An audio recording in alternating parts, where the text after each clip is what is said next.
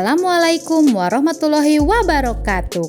Berjumpa lagi dengan saya Mariana Oktalina Sutisna, calon guru penggerak angkatan 9 dari Kabupaten Garut. Pada kali ini saya akan menjelaskan koneksi antar materi modul 2.1 pembelajaran berdiferensiasi. Perkenalkan, fasilitator saya Bapak Rio Nur Hakim dan pengajar praktik Bapak Cepi Rahmansyah. Semua pengetahuan terhubung ke semua pengetahuan lainnya. Yang menyenangkan adalah membuat koneksinya. Arthur auf der Heide. Faktanya bahwa murid-murid kita memiliki karakteristik yang beragam dengan keunikan, kekuatan, dan kebutuhan belajar yang berbeda yang perlu direspon dengan tepat agar murid dapat menunjukkan potensi pencapaian yang seharusnya.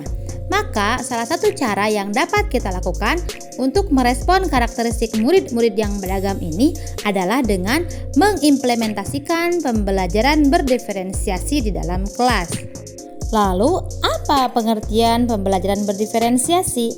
Menurut Tomlinson, pembelajaran berdiferensiasi adalah usaha guru untuk menyesuaikan proses pembelajaran di kelas untuk memenuhi kebutuhan belajar individu murid, dan berupa serangkaian kegiatan yang masuk akal yang dibuat oleh guru yang berorientasi pada kebutuhan murid. Dalam mempersiapkan pembelajaran berdiferensiasi, ada beberapa hal yang harus kita perhatikan. Yang pertama yaitu menetapkan tujuan pembelajaran dengan jelas. Kedua, memetakan kebutuhan belajar murid. Ketiga, menentukan penggunaan strategi penilaian berdiferensiasi yang akan dilakukan. Keempat, mengimplementasikan pembelajaran berdiferensiasi di kelas. Dan kelima, melakukan refleksi secara berkelanjutan. Bagaimana pembelajaran berdiferensiasi dapat memenuhi kebutuhan belajar murid dan dapat membantu mencapai hasil belajar yang optimal? Hal tersebut dapat dilakukan dengan cara memetakan kebutuhan murid, mulai dari memetakan kesiapan belajar murid, minat belajar murid, dan profil belajar murid. Pada aspek kesiapan belajar murid, guru perlu melihat kapasitas atau kesiapan murid untuk mempelajari materi baru berupa pengetahuan, konsep, dan keterampilan awal yang saat ini sudah dikuasai oleh murid. Pada minat belajar murid, dapat membantu guru dalam mempertimbangkan pilihan yang mungkin dapat diberikan kepada murid. Guru dapat mempertimbangkan area minat dan moda ekspresi yang mungkin digunakan oleh murid-murid mereka. Berikutnya yaitu profil belajar murid. Guru memberikan kesempatan kepada murid untuk belajar secara alami dan efisien bergantung dari gaya belajar, kecerdasan majemuk, dan pengaruh budaya dan lingkungannya.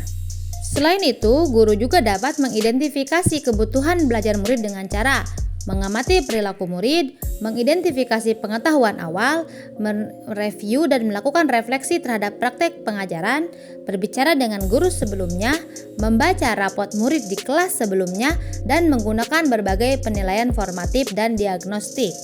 Untuk hasil belajar yang optimal, pembelajaran berdiferensiasi bisa dilakukan menggunakan 3 strategi. Yang pertama yaitu diferensiasi konten. Kedua, diferensiasi proses, dan ketiga, diferensiasi produk. Pada strategi diferensiasi konten, merujuk pada strategi guru dalam membedakan format penyampaian konten atau materinya, baik berupa pengetahuan, konsep, dan keterampilan yang perlu dipelajari oleh murid. Pada diferensiasi proses, merujuk pada strategi yang membedakan proses yang harus dijalani oleh murid, yang dapat memungkinkan mereka untuk berlatih dan memahami konten.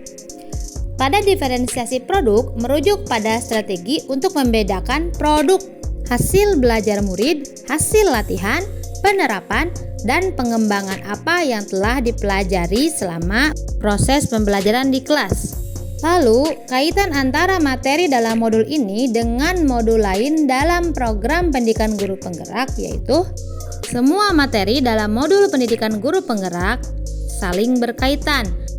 Kaitan antara modul 1.1 dengan 1.4 yaitu bahwa Ki Hajar Dewantara telah menyampaikan bahwa maksud dari pendidikan adalah menuntun segala kodrat yang ada pada anak-anak agar mereka dapat mencapai keselamatan dan kebahagiaan yang setinggi-tingginya baik sebagai manusia maupun anggota masyarakat.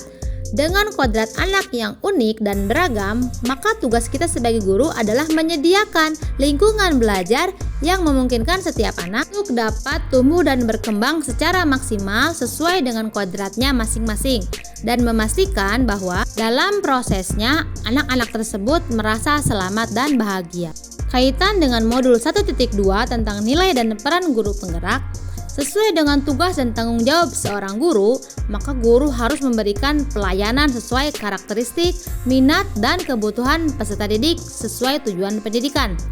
Untuk mencapai tujuan tersebut, guru perlu menanamkan dan mengimplementasikan nilai-nilai guru penggerak, yaitu mandiri, reflektif, kolaboratif, inovatif, dan berpihak pada murid, serta menjalankan peran-peran guru penggerak dengan menciptakan kondisi pembelajaran yang berdiferensiasi.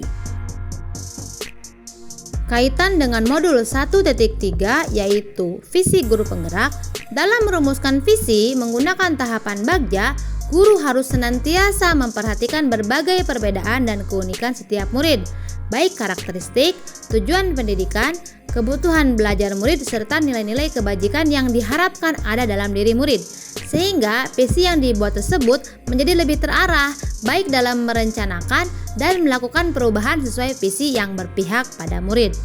Dan terakhir yaitu kaitan dengan modul 1.4 tentang budaya positif.